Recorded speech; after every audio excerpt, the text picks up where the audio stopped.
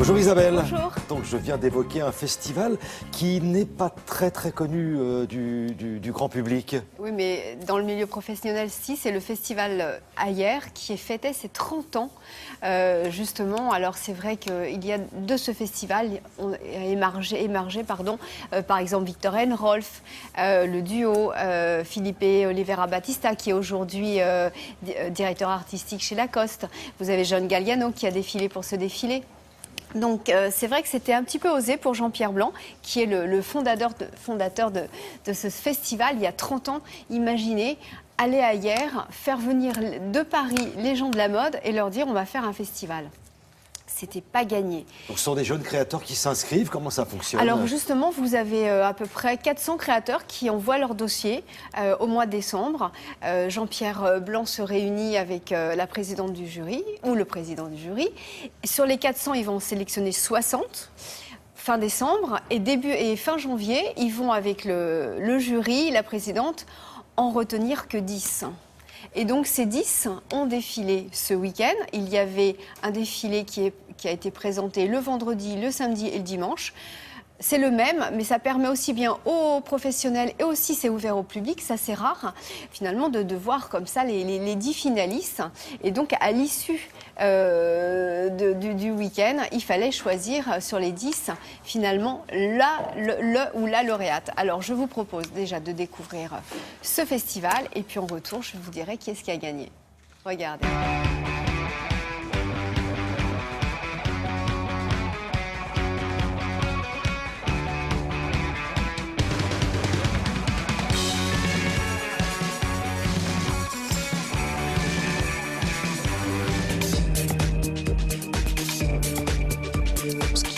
Donné l'idée d'inventer ce festival il y a 30 ans hier.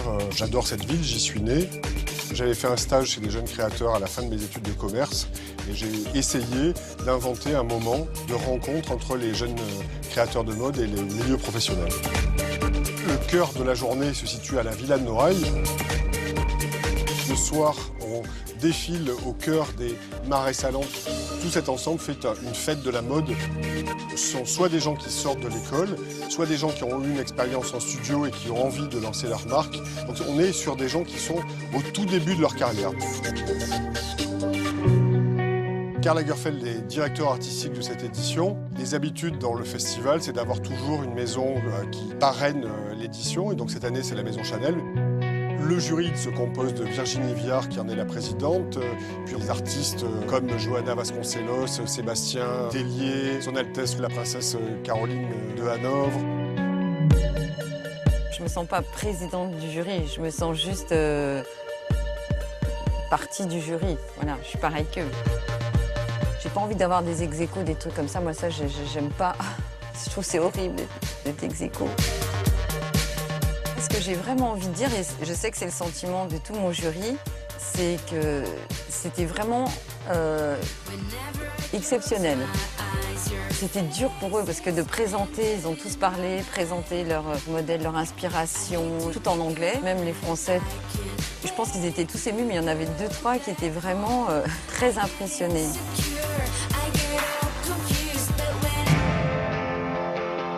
C'était pas facile, non, c'était pas facile devant le jury de faire cette orale. C'était très stressant parce que c'est un jury avec une certaine trempe. Et voilà, c'est assez difficile aussi de parler de son travail sur lequel on a travaillé pendant 6 mois. C'est un peu notre bébé et de le présenter comme ça, c'est beaucoup d'émotions. J'ai présenté une collection homme parce que je me suis spécialisée en design menswear. Quand je me projette dans un vêtement pour femme, j'y arrive pas en fait, j'ai trop de barrières alors que la mode homme bouge beaucoup en ce moment, il y a des choses à faire. C'est drôle parce qu'on nous pose tout le temps la question alors que jamais vous poserez à un homme pourquoi vous créez pour de la femme.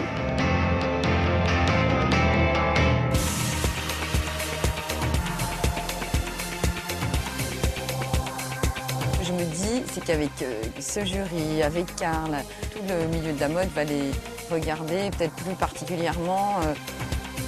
S'ils n'ont pas le prix, peut-être quand même ils auront une visibilité.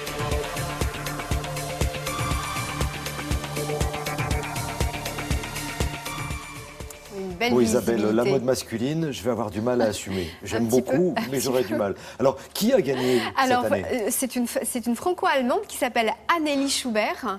La voici. Et moi, j'aimais bien son travail. Et il y a eu quand même un prix spécial cette année, parce que c'était le 30e anniversaire, sur une styliste qui s'appelle, alors j'espère que je ne vais pas trop écorcher son nom, c'est Wieneke Sinig. Elle vient des Pays-Bas et c'est vrai que son travail était assez incroyable avec des plissés comme ça, comme de l'origami en organza. Donc elles ont eu donc chacune un prix et la gagnante va pouvoir faire une collection chez Petit Bateau et puis l'année prochaine faire une collection qu'elle représentera pour la 31e édition qui sera faite avec les ateliers de Paraffection qui fait partie du groupe de la maison Elle Chanel. était un petit peu troublée, cette gagnante. Donc on espère que l'année prochaine, Oui. on pourra discuter avec elle et tout. Mais là, elle était déjà investie déjà dans sa prochaine La collection. presse lui donc, fait peur. c'était Il faut un compliqué peu les de- briefer, les jeunes stylistes. Je Là. ne peux pas tout de suite, je préfère me reposer bien. Ah, allez, merci beaucoup Isabelle.